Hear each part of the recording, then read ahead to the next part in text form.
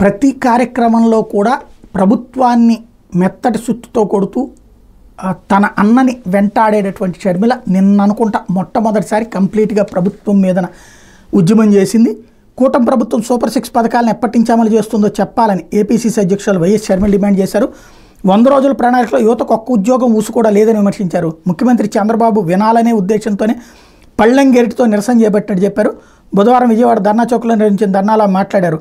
అన్నదాత సుఖీభావును ఏడాది ఎగ్గొట్టే ప్రయత్నం చేస్తున్నారని విమర్శించారు. రాష్ట్రంలో ఇటీవల వర్షాలతో 7 లక్షల ఎకరాలు పంట నష్టం వాటిలతో ముఖ్యమంత్రి 2 లక్షల ఎకరాలకే పరిహారం ఇస్తామనడం సరికాదన్నారు.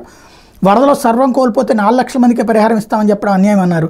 రైల్వే శాఖ ఏటా 6,000 కోట్ల ఆదాయం తీసుకుంటూ కనీసం రైలు నీరు కూడా వరద బాధితులకు పంపిణీ చేయలేదని మండిపడ్డారు. తల్లికి వందనం పథకం ఇప్పటికీ అమలు కావట్లేదని దుయ్యబట్టారు. ఎంతమంది ఉన్నా 15,000 ఇస్తామని చెప్పి నేడు ఒక్కరికే ఇవ్వట్లేదని విమర్శించారు. 1 కోటి మంది మహిళలకు మహాశక్తి పథకాన్ని ఎప్పుడు ఇస్తారని ప్రశ్నించారు. మనది రాజధాని లేని రాష్ట్రమే కాదు బడ్జెట్ కూడా లేని రాష్ట్రం అని ఎద్దేవా చేశారు. మంచి ప్రభుత్వం అయితే వెంటనే సూపర్ 6 పథకాలు అమలు చేయాలని డిమాండ్ చేశారు. ఇది కీలకమైనటువంటి అంశం.